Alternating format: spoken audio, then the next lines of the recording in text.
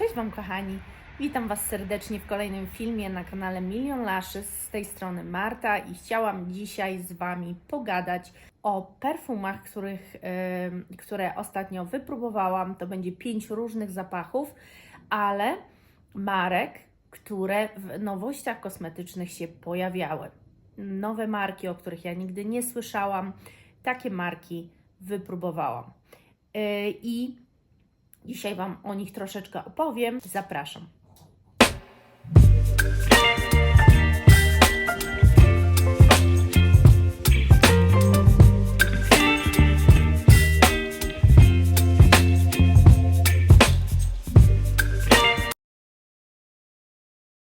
Zacznę od marki, której tak naprawdę nie było w nowościach, no ale znalazła się w tym Discovery secie. W związku z tym fajnie, że poznam jeszcze coś nowego, być może jakieś nowości się będą pojawiały, ja już będę wiedziała, o co chodzi. Jest to, słuchajcie, marka Courrèges, francuska, a zapach się nazywa Le Messager. Tak wygląda próbeczka. I testowałam je jako pierwsze. Byłam ich bardzo ciekawa, nie było o tej marce ani w moich nowościach, ani w ogóle nigdy w życiu o tej marce nie słyszałam. Zapach jest, słuchajcie, z 2023 roku i nie mogę go zupełnie wyciągnąć. A dlaczego, to mnie nie pytajcie. Buteleczki są przepiękne, naprawdę rewelacyjne są te buteleczki. I słuchajcie, jest to bardzo trwała kompozycja i powiem Wam szczerze, że każdy tak naprawdę zapach, o którym Wam dzisiaj powiem, skradł moje serce w jakimś stopniu. Tak, to jest, słuchajcie, kompozycja bergamotki, atramentu i białego piżma. I to, co od razu czujecie, to ten atrament, taki starodawny, to wiecie co czuję wąchając te perfumy?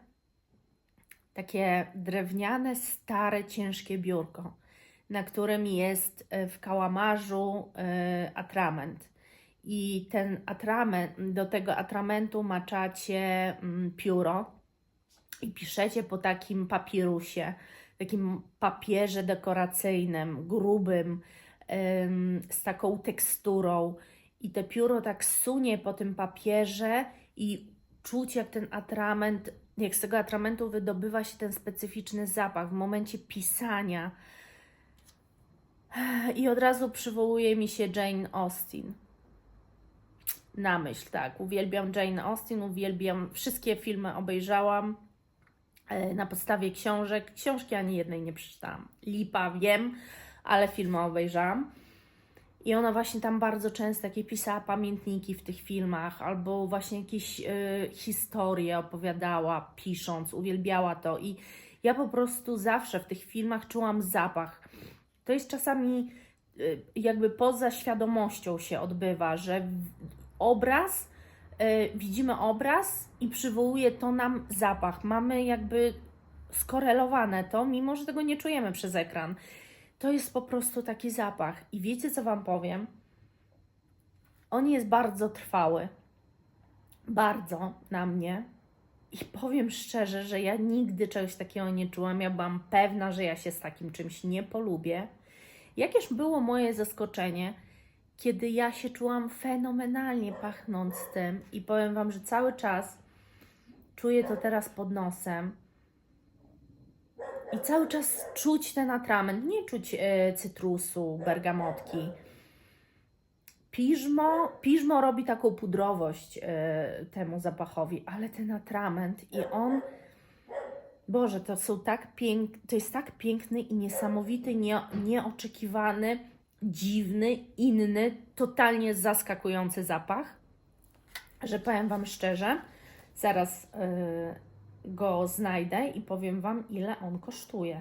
Jeżeli jesteście w ogóle zainteresowani też tym, żeby się czasami o jakichś cenach dowiedzieć, bo myślę, że cena jest bardzo ważna. Na przykład na Douglasie bo są one dostępne na Douglasie. 30 ml kosztuje 345 zł.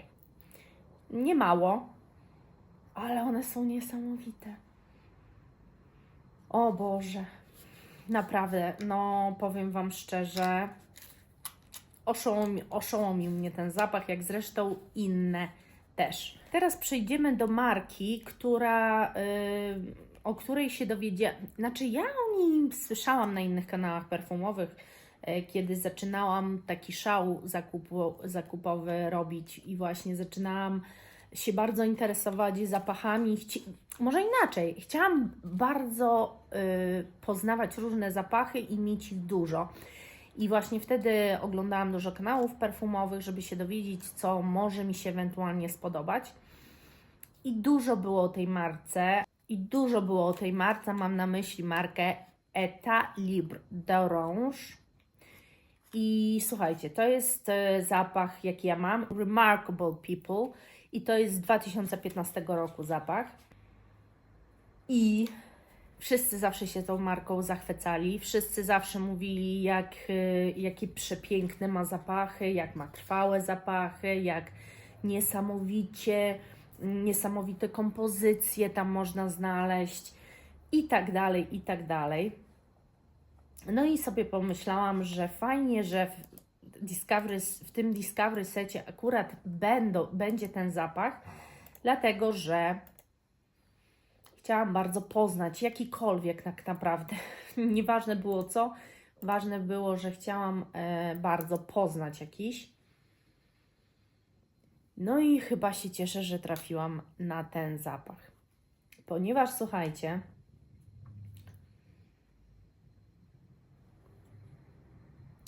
myślę, że część mogłaby uznać, że on idzie w stronę męską. To jest w ogóle unisex, więc jakby jest jakaś część zapachu, która na pewno idzie w stronę męską. Ale część mogłaby uznać, że są to bardziej męskie perfumy, męski zapach niż damski. Ale ja tak nie uznaję. Uważam, że jest to 300% kobiecy, świeży i niesamowity zapach. A słuchajcie, jak zaczęłam czytać nuty, to spadłam z fotela. Słuchajcie. Grejpfrut, szampan, kardamon, czarny pieprz, bergera koenigi, jaśmin, drzewo sandałowe, lorenox i labdanum. Jak gdybym zobaczyła tylko te nuty, wtedy sobie pomyślała, to nie jest dla mnie zapach, to będzie coś dziwnego, jakaś dziwna kompozycja, to w ogóle nie dla mnie. A to jest tak dla mnie. Słuchajcie, tu nie czuć kardamonu, tu nie czuć tego szampana, żadnej alkoholowości. Na pewno natomiast czuć tu labdanum i na pewno czuć tą bergerę i ten jaśmin. I czuć, że jest to przełamane grejpfrutem. Znaczy, ja bym nie powiedziała, że to grejpfrut. Powiedziałabym, że jakiś cytrus, jakimś cytrusem po prostu. Ale one są tak... To jest bardzo świeży zapach, ale jest tak poprowadzony, jest tak skomponowany, że mam wrażenie, jakbym szła po ogrodzie jaśminowym, w którym są też jakieś inne drzewa, kwiaty dosyć mocno pachnące. I tak jakby ten jaśmin, idąc alejką, ten jaśmin prowadzi nas swoim zapachem poprzez też inne zapachy innych roślin. Dziwnie to brzmi, ja wiem, ale ja to tak właśnie czuję. I on się układa na skórze i w pewnym momencie ten szampan jest lekko wyczuwalny. Jak już tak dobrze się ułoży, to czuć, że te bąbelki wybijają w pewnym momencie. Ale to jest tak przepiękny zapach, to jest coś niesamowitego. Ten zapach ogólnie kosztuje powiedzmy 300 zł. Za tyle mniej więcej go możecie dostać. Ten zapach jest bardzo zapachem jakby tu Wam powiedzieć, to jest taki zapach, który jest wyczuwalny przez innych, ale nie przez Was. Nie za bardzo jest przyskórny, taki bardzo świeży, dosyć. Wszyscy mnie czuli. O, może tak powiem. Wszyscy dookoła mnie czuli. Wszyscy mówili, że czym ja pachnę. Natomiast ja sama siebie w pewnym momencie już nie czułam. No i są dwa wyjścia. Albo on aż tak nie jest przy skórze, albo po prostu bardzo mocno się utożsamia moja skóra z tym zapachem, może nie skóra, albo mój nos po prostu, no nie wiem, bardzo szybko się przyzwyczaja do tego zapachu i przestaje już go tak wyczuwać, bo to też może być, bo skoro reszta mnie wyczuwa i wszyscy czuli ten zapach i wszyscy się mnie pytali, co to jest, bo jest to piękne i się wcale im nie dziwię, że się mnie pytali. Także ten zapach naprawdę powoduje remarkable people. Tak byłam odbierana jako remarkable, czyli niezwykła. Niesamowity jest ten zapach. Nie bójcie się uniseksów. Uniseksy potrafią być piękne, a te nuty są tak mylne momentami. No to jest coś pięknego, słuchajcie. Naprawdę, ten zapach to jest coś pięknego. Kolejny zapach, słuchajcie, to jest marka, którą zdarzyło mi się próbować, natomiast ona ma różne odsłony zapachowe i czasami można nie trafić, a ja wtedy właśnie nie trafiłam, natomiast teraz zmieniłam o niej totalnie zdanie. To znaczy tamten zapach nie był na jakiś taki zły, że ja miałam o niej złe zdanie, ale nie był tak oszałamiający jak ten. I chodzi o Juliette Hazegan Ode to Dullness. Zrobiły na mnie ogromne wrażenie. To jest bardzo prosty zapach. To jest zapach drzewa sandałowe, drewno kaszmirowe, anyż gwiaździsty i ziarna tonki.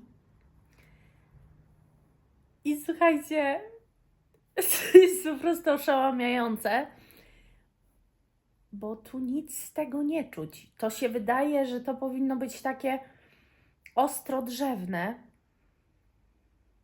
Boże, a to jest tak piękne. Słuchajcie, zaraz muszę zobaczyć, ile ten zapach w ogóle kosztuje, ponieważ to jest tak piękne, że wiecie co? Chyba chciałabym mieć. Na Sephorze, one występują na Sephorze za 489 zł, ale poczekajcie, ponieważ to jest 50 ml.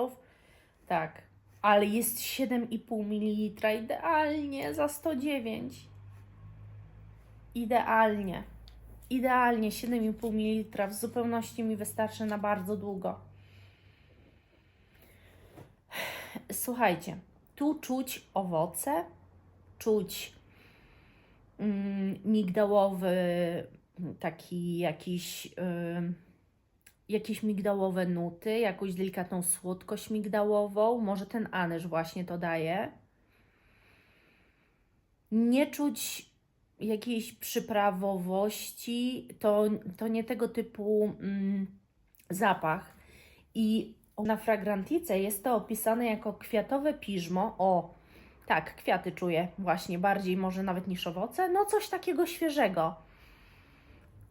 To by się zgadzało. Kwiatowe piżmo o minimalnej i kremowej kompozycji. W ogóle jak przerwa w zgiełku szybkiego świata. Zapach ten niewątpliwie pocieszający, otula zmysły zasłoną miękkości i zachęca do introspekcji. Oda do nudy. Celebruje pozorną banalność, codzienność i poezję małych nic, prostotę w sztuce i zwyczajność w wzniosłości. Aksamitne nuty anyżu gwiazdkowego, kwiatu kaszmiru, drzewa sandałowego i fasoli tonka uzupełniają się, tworząc kojący szlak. I teraz tak. Celebruje pozorną banalność codzienności. Tak.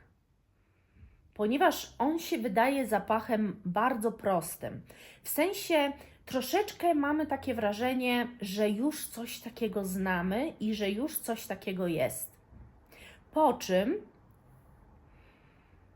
im dłużej go nosimy na sobie, jakby mamy takie przeświadczenie, że jest jednak wyjątkowy, że w swojej świeżości w ogóle te nuty, po prostu jak przestanę tymi nutami, to w ogóle nie możecie się kierować. Ja mówię Wam o tych nowościach perfumowych, natomiast fajnie, żeby oni właśnie robili jakieś opisy, tak jak w ostatnich nowościach, gdzie były bardziej właśnie podane opisy, jak dźwięczy dany zapach, czego możemy się spodziewać, ponieważ słuchajcie, no te nuty, skąd ja mam wiedzieć, że tu jest jakieś kwiatowe piżmo, skoro go tu nie ma w ogóle. Dla mnie, słuchajcie, nuty bywają bardzo mylące i nie wiem, sprowadzają nas na złą drogę, ponieważ tym zapachem nigdy bym się nie zainteresowała, czytając tylko te nuty. A on jest piękny i na przykład teraz mogę się zgodzić, że jest to jakaś kremowa kompozycja, ale dopiero jak on się ułoży, jak on trochę się przestudzi, jak ja to mówię, i wtedy faktycznie teraz delikatną kremowość wyczuwam, ale to jest nadal bardzo świeży zapach. Tu nie ma pudrowości. To jest dosyć taka, słuchajcie, czysta kompozycja.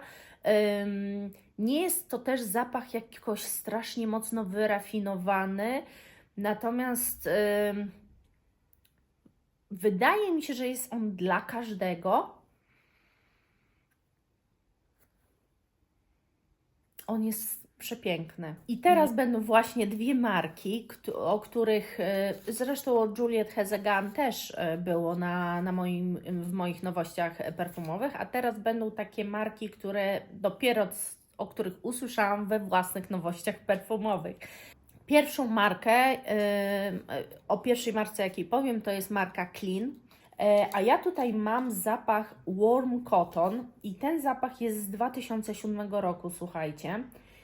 I powiem Wam szczerze, że ja przecież takich zapachów nie lubię, nie? Ja zawsze Wam mówię, że już w sumie przeczytałam ten Warm Cotton, wiedziałam czego się spodziewać, wiedziałam, że to będzie zapach prania. I to jest bardzo mocny zapach prania i jedyny, który mi się podoba. I też jedyny, który na mnie trwa i trwa i trwa cały dzień.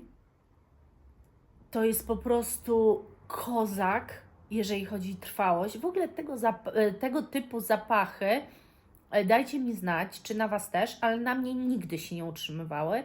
Te świeże takie właśnie pranie, bawełna, nigdy się na mnie nie utrzymywało, ale to jest coś pięknego. Tu czujecie cytrusy, jakby czujecie czystość prania, ale uzyskujecie ją poprzez cytrusy. I może to jest bardzo ważne właśnie, że to jest poprzez cytrusy, bo to właśnie daje trwałość prawdopodobnie.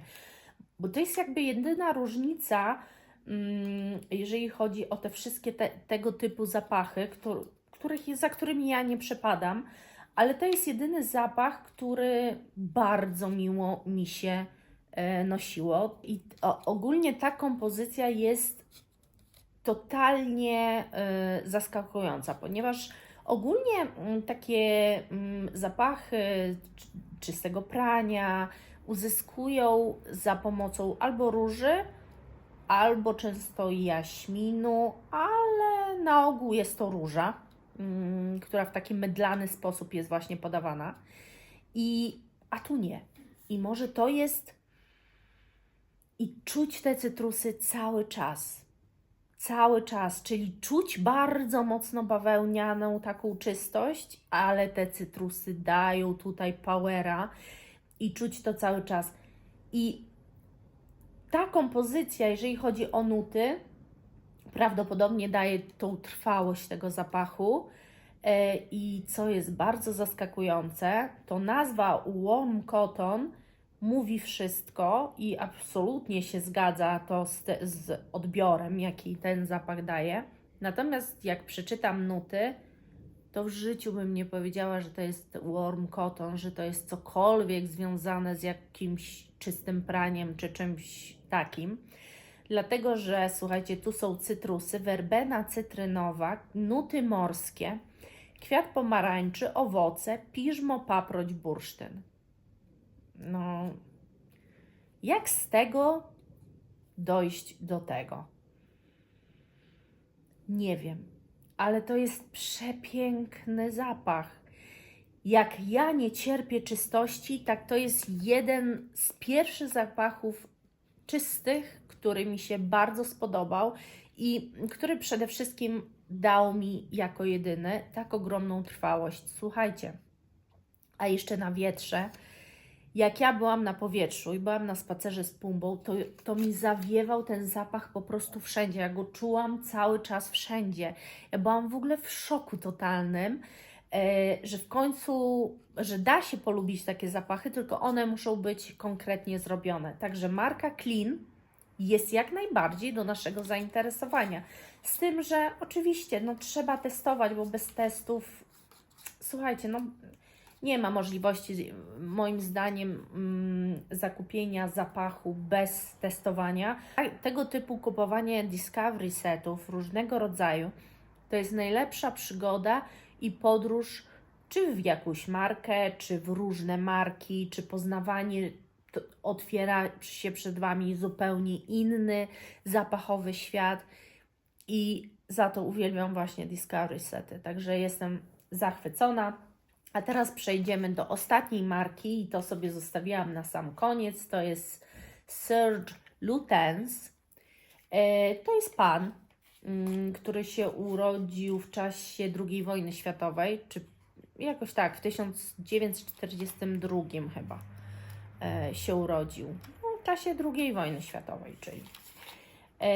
I to jest, słuchajcie, osobistość, bym powiedziała, świata mody, jakiegoś tam trochę malarstwa. No, ten człowiek to liznął wszystkiego, co ze sztuką jest związane. I powiem tak, ja mam akurat zapach Féminine du Bois i to jest zapach, który on stworzył na samym początku jako dyrektor kreatywny Shiseido dla marki Shiseido. A tak naprawdę od 2000 roku, niektórzy podają od 2009, na innych stronach znajdziecie, że od 2000 roku, jaka jest prawda, w końcu się nie dowiemy. Ten zapach już produkuje pod własną marką, jaką jest Serge Lutens. To jest, no słuchajcie, te ostatnie moje testowanie zapachów to jest taka przygoda, że to jest odkrywanie mnie samej. Te zapachy mnie odkryły. Każdy z nich jeden odkrył mnie. To była niesamowicie przyjemna podróż. Wiecie co, tak naprawdę to po głębszym zastanowieniu chciałabym mieć je wszystkie, ale niestety nie wszystkie występują w małych pojemnościach, a tak jak już mówiłam, małe pojemności rządzą obecnie u mnie, dlatego że nie chcę zatonąć. Zresztą też nie mam gdzie tego wszystkiego trzymać. Słuchajcie, musiałabym kolejny regał kupić. A nie jest to obecnie możliwe, bo nie mam gdzie tego postawić. Więc pogadajmy o tym zapachu. Marka się u mnie w ogóle pojawiła z zapachem La Fileture de Fée. Nie wiem, czy pamiętacie, ale taką konkretną bardzo kompozycją zapachową. Ale to jest przygoda, leśna przygoda. Przejście się po iglastym lesie. Dużo żywicy, dużo ociekającej żywicy z iglastego drzewa. Dużo igieł, bardzo, aż takie przeszywające, aż takie kłujące. Mchu porastającego drzewa. i wchodzącego w różne inne zakamarki lasu, bardzo mokrego. I czuję też jakiś owoc leśny, który gdzieś tam wisi i jakby zbyt mocno dojrzały, przejrzały. O, może to jest właściwe. Już taki przejrzały, już taki, który troszeczkę zaczyna gdzieś tam gnić. Niesamowita przygoda leśna, słuchajcie, prawdziwe leśne, ale to jest las iglasty. Naprawdę czujecie tu te igły, naprawdę czujecie tu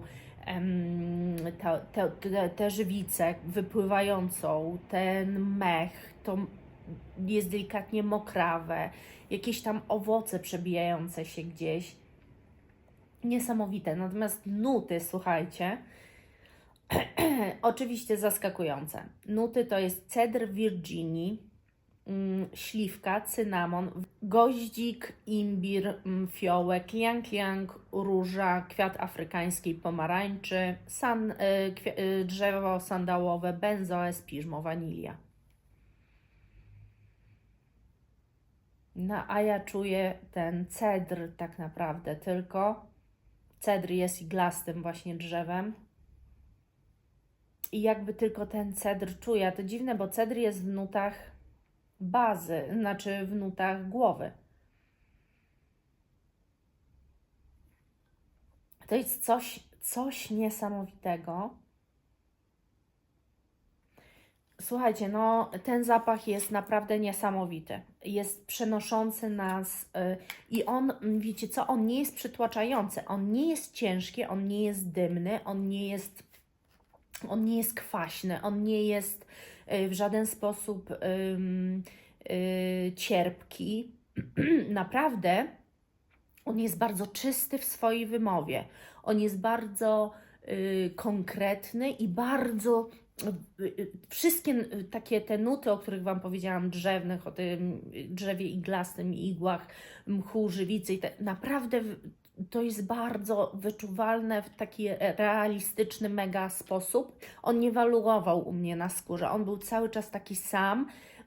I jedyne, co mnie zaskoczyło, to jego trwałość, a raczej trochę jej brak, bo był tak niesamowity ten zapach, tak się fantastycznie w nim czułam. Ja lubię las, kocham las, ja się koło lasu wychowałam w ogóle iglastego.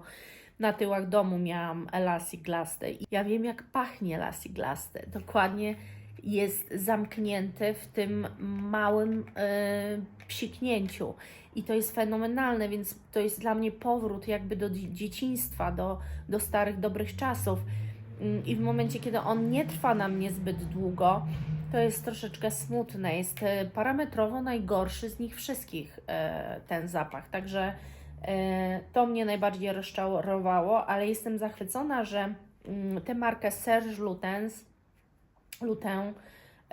poznałam, że faktycznie jak się znowu pojawi w nowościach, jak znowu coś o niej usłyszę, to już będę wiedziała, w którym kierunku mniej więcej. Oczywiście po jednym zapachu ciężko jest powiedzieć, ale wiecie, już wiadomo, że jest to jakiś zmysł, że ktoś coś potrafi, że ten gość ma, mimo dodawania miliarda rzeczy, potrafi osiągnąć tak realistyczny zapach czegoś.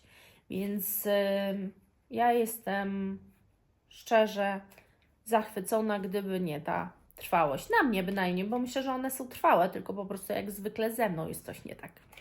Standardzikowo. Ja za dzisiaj, kochani, serdecznie dziękuję. Mam nadzieję, że miło spędziliście ze mną ten czas. No to nie są nowości, ale trochę tak jakby. Przynajmniej zahaczam o niektóre marki z nowości i faktycznie Wam opowiadam o jakichś zapachach, a nie tylko o tym, co to ewentualnie może być. Ja za dzisiaj dziękuję i zapraszam Was na kolejne moje filmy. Do zobaczenia, kochani. Bye!